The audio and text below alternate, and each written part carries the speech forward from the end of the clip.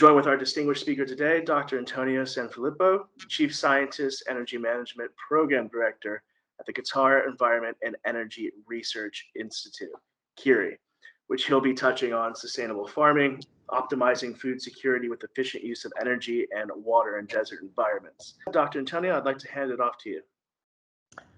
Thank you, Brian, for the introduction, and it's great to be here with you all today. This is a very important topic, especially for all the countries in the Gulf, and one that deserves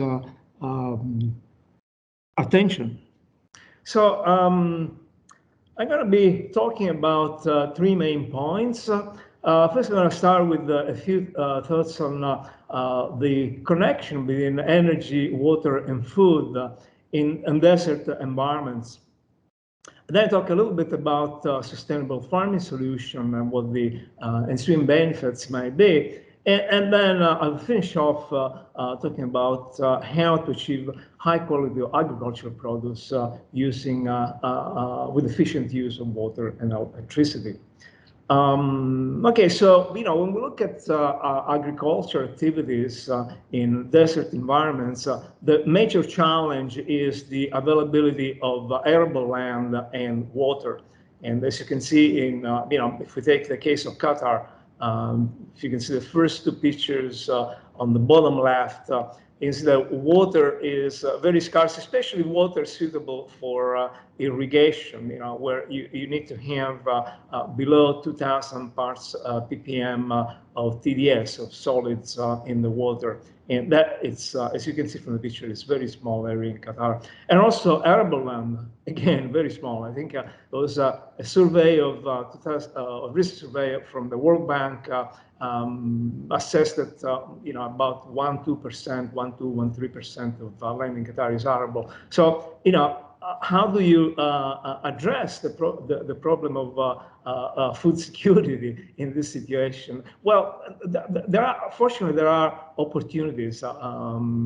First of all, there are alternative special cultivation types. For example, there was a study from the Ministry of Municipal Environment at Qatar University recently in 2015 that concluded that date palms trees can be cultivated on the coast. And of course, there's always the opportunity of indoor farming, in particular hydroponic farming, which is now starting to take place in Qatar and other areas in the Gulf. The problem is the reach of power. Without power, you cannot do any of these things. As you can see on the last picture, power is usually very available in gentrified areas, but not so much on the periphery or in rural areas, especially on the coast. And on the picture, essentially the magenta color gives you an idea of the extent of the electricity reached from the power grid. So an obvious solution here is to use solar PV power, renewable energy power, to essentially power agricultural activities, and in particular reverse osmosis, which is water treatment, so essentially using the electricity to push the water through the membrane and desalinate the water. And this would allow us to have water in those areas where there is no reach of electricity, so in those black areas in the map, and also on the coast and also in inland. So again, if you look at the picture on the right, a lot of the areas, due to seawater level rising and overuse of water, a lot of the ground well water is being contaminated, and you need to treat it. You cannot use it for agriculture. So obviously, having PV powered reverse osmosis in the central areas where you have water wells would be good. Then auxiliaries activities or technologies that you can use, obviously storage to achieve more independence from the grid or from diesel generators, which are not environmentally sustainable. So you can use batteries. That comes with the cost, but the cost is going down. You can use so that you can get inventive and desalinate water when you have excess energy, and then store fresh water. And storing water in a container is obviously cheaper than storing energy in batteries. And and there are other solutions, some of which may be very interesting. Hydrogen storage in particular, and I know Oman has a big project. I think a 50 megawatt green hydrogen creation a generation plant that it's planned.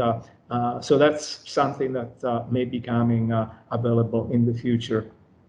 So there are a lot of benefits from using PV, solar PV, renewable energy to power of agricultural activity. In particular, saving fossil fuels can give you a windfall on a variety of areas. So, for example, here are some figures that I worked out by megawatt hour.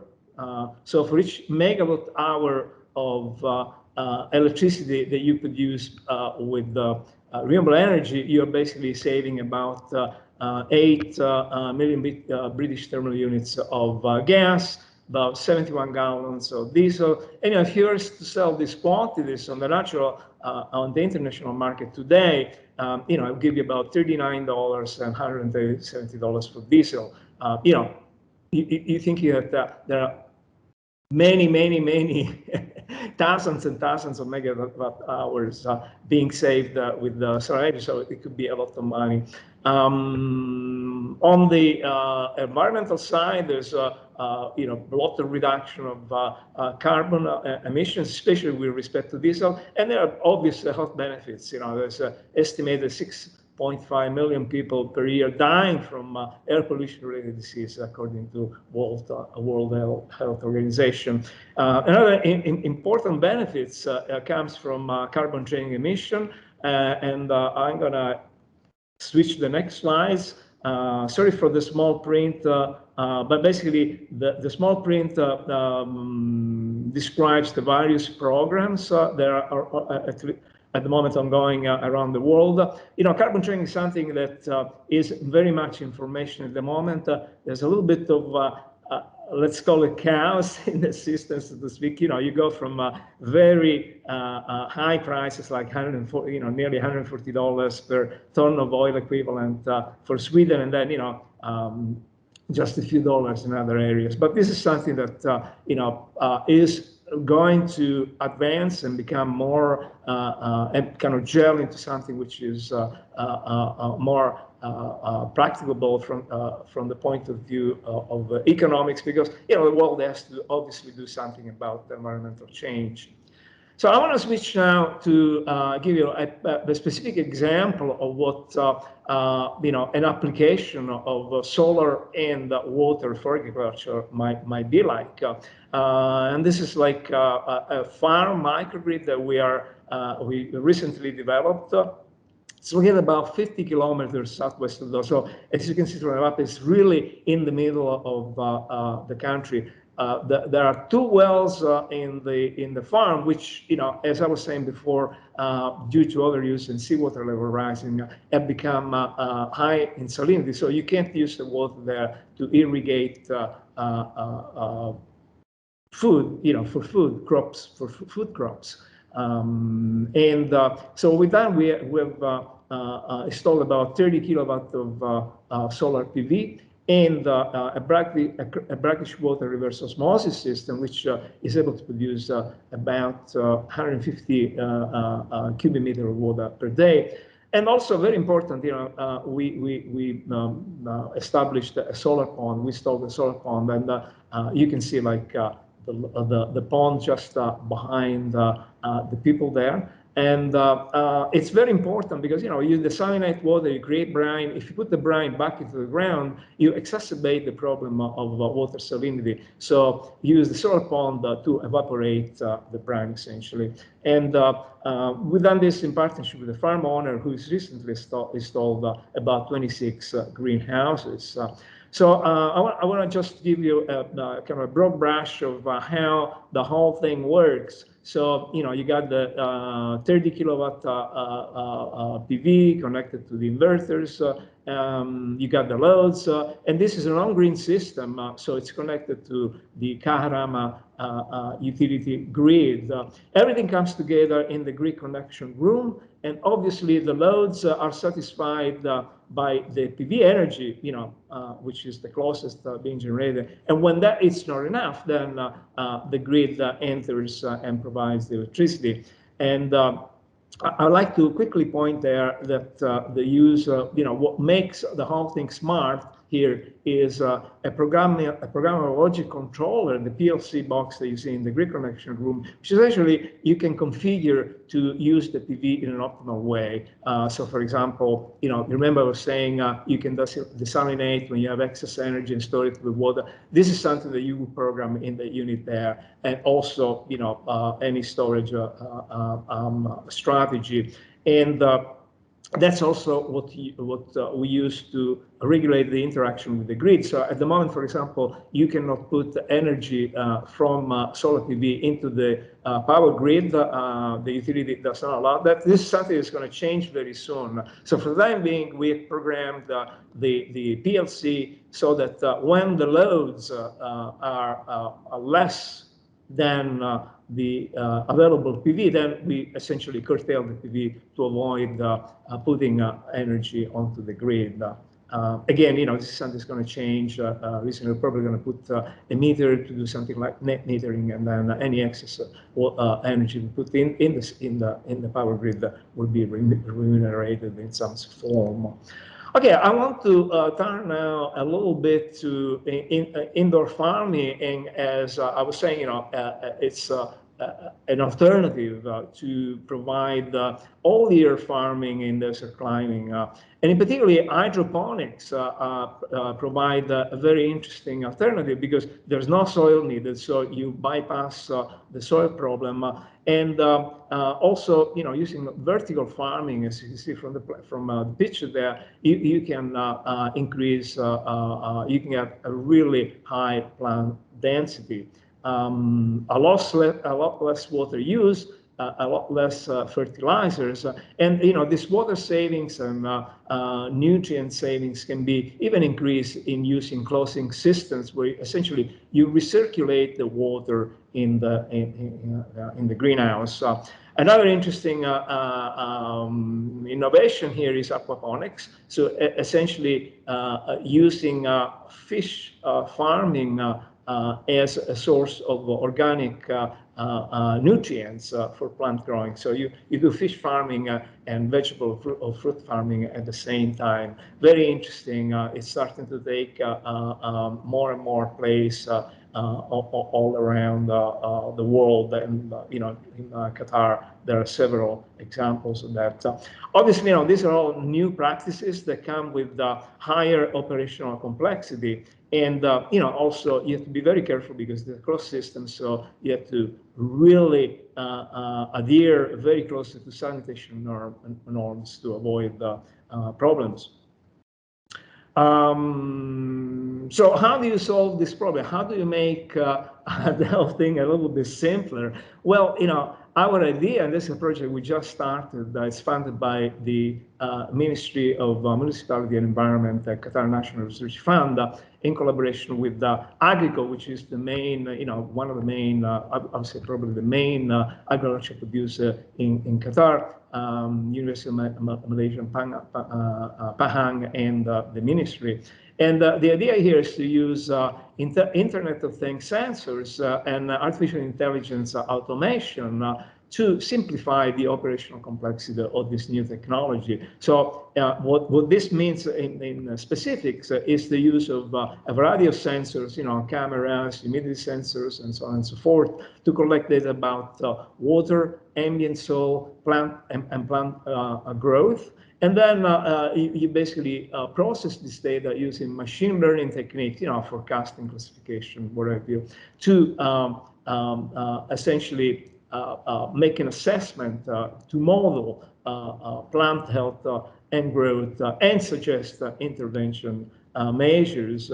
Here I have a little high level picture of how this works. So it kind of breaks down in two main areas: what happens in the farms and what happens in our labs.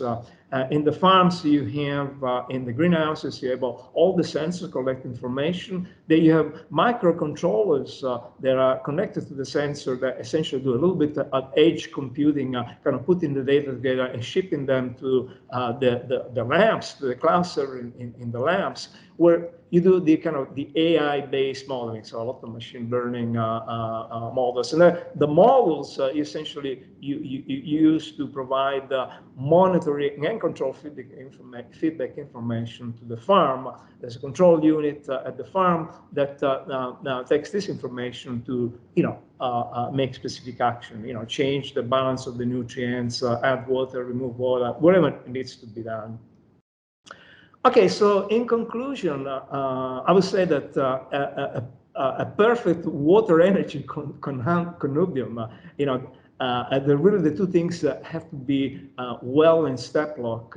In indoor farming, it's necessary to foster sustainable food security in the environment, and it's perhaps the only way in which we can achieve food security through year-round cultivation in these areas. Farm microgrids, like the one I described earlier, that use renewable energy to power water treatment and other farm operation, provide a variety of benefits, and at the same time enable farming activities in areas that are not reached by the national power grid. And in particular, the use of power electronics and artificial intelligence method, it can be effectively used to optimize the use of PV energy to operate the loads that you find in the farm. So, and finally, that's a little bit an innovative element that it's coming more and more. You can use what's called artificial intelligence of things, so the kind of combination of IoT sensor and AI automation to simplify the operational complexity in indoor farm and also achieve high quality produce, agricultural produce, with an efficient use of water and electricity. And I think this is all I have. Thank you very much for your attention.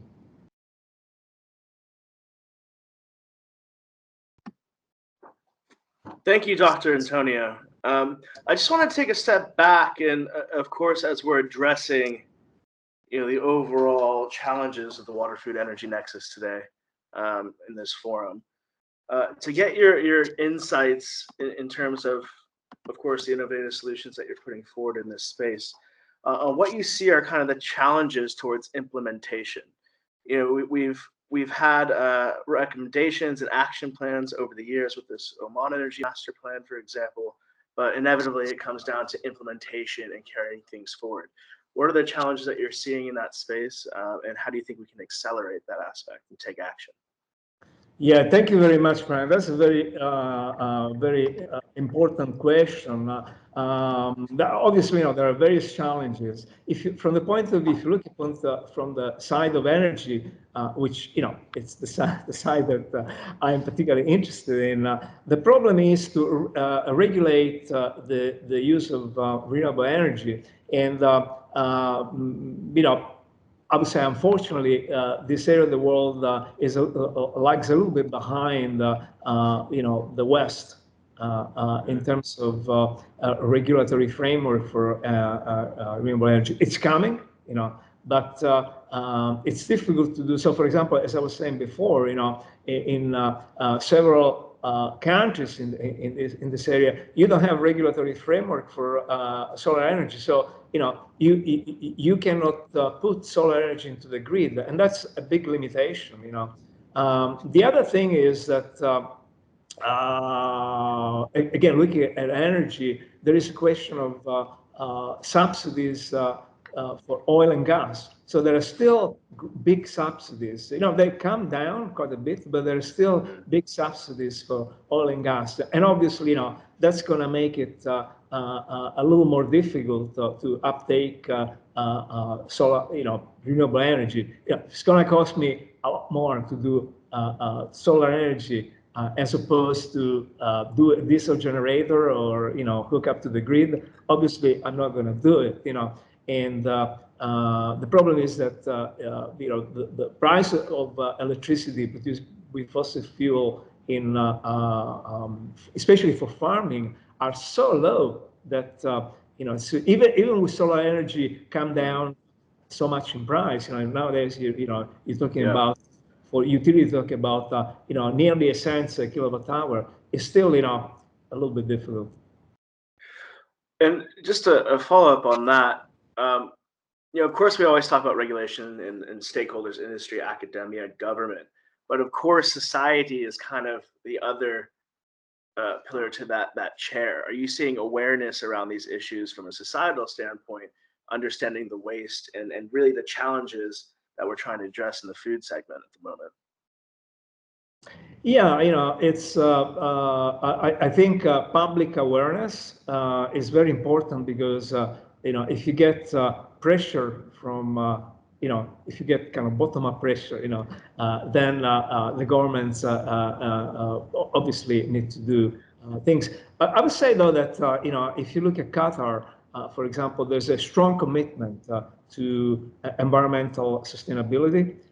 So Qatar has taken made very big step. Like for example, committing to achieving 20% of total energy production by solar energy by 2030. That's a big step. 10% of transportation electrification by 2030. So there is, but definitely you need a concerted effort by all parts of society. Government, the public, universities, research centers.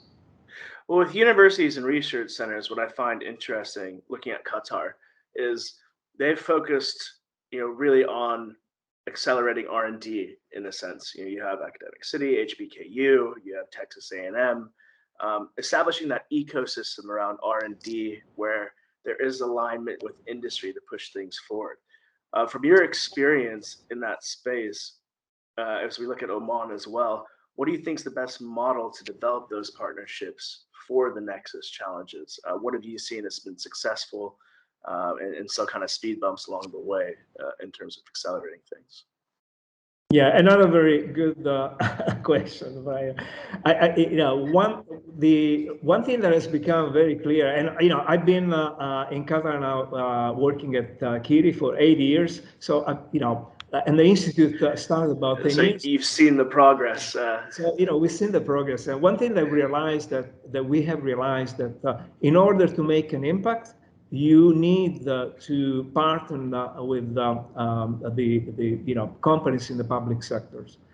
So we've seen, because otherwise, what you do is stays kind of in the research bubble. It doesn't really make an impact. So it stays on the bookshelf, essentially, right? Yeah. Exactly. Or maybe you have a nice demo or a nice system, but it's not changing the way people live their lives. So we are now at Kiri, we made a big effort, especially in the last few years, and I think we're not the only ones, to work closely with companies that operate in Qatar. There are also companies, there's Qatar Energies, Total Energies, both companies from inside Qatar, and from outside Qatar, and you really need to partner with them. So for example, to give you an example, a tangible example of how the partnership works, we have, at Kiri, we have established a network of solar monitoring stations all around Qatar.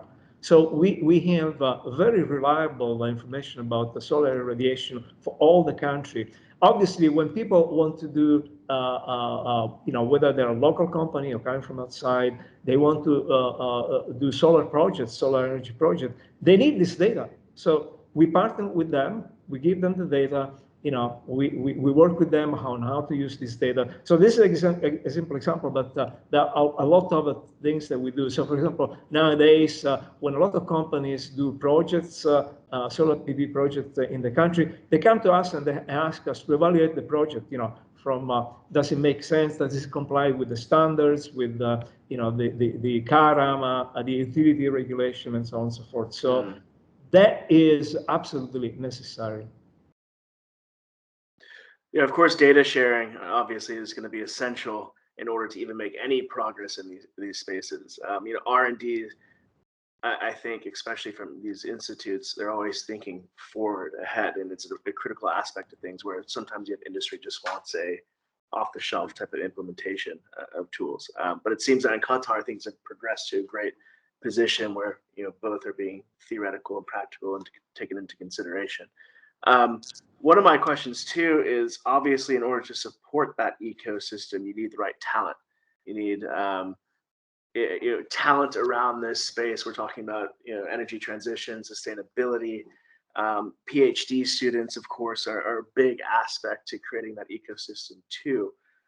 How do you see the development from the education side, then of course industry's participation in that development? How do you see that progressing in Qatar? And then what do you think are some models that can be essentially placed in Oman, who's kind of going through that initial phase at the moment?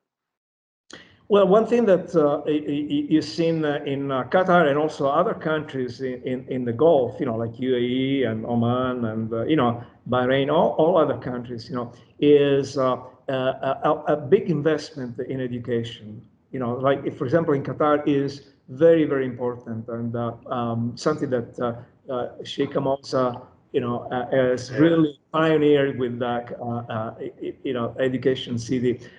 So now we're starting to have our own homegrown PhD, so to speak, in the area of energy sustainability. And you need to do that because you cannot continue to import brain from outside. At a certain point, you have to build your own base inside. So that is definitely happening, both in Qatar and UAE, all around the countries. It looks like 30 minutes goes by pretty quickly, actually. So we're just about to wrap up, but I imagine we can take this conversation on for hours if we have the opportunity. I just wanted to thank you for your participation today, and of course, open the floor for any closing comments that you might have if you want to end it. Again, we're looking for an overall recommendation that we could put forward along this nexus that you think would be useful. Thank you very much, Brian. It's been really a pleasure to be with you all here today, and thank you for the interesting questions. Again, I think the regulation is a big element here, because it provides the terrain to articulate these programs. Partnership with the private sector is another very important element, to make the impact. And of course, there is the collaboration with among research centers, funding from like the Qatar National Research Center, these kind of programs, because there are certain things you still need to do on the research side of things, to come up with the innovative solution that then you can apply on the web. But it's very important that whatever you develop, it has to eventually be transition in partnership with the private sector. Otherwise, you will make an impact. Well, thank you, Dr. Antonio, for joining us today, and for all the attendees as well.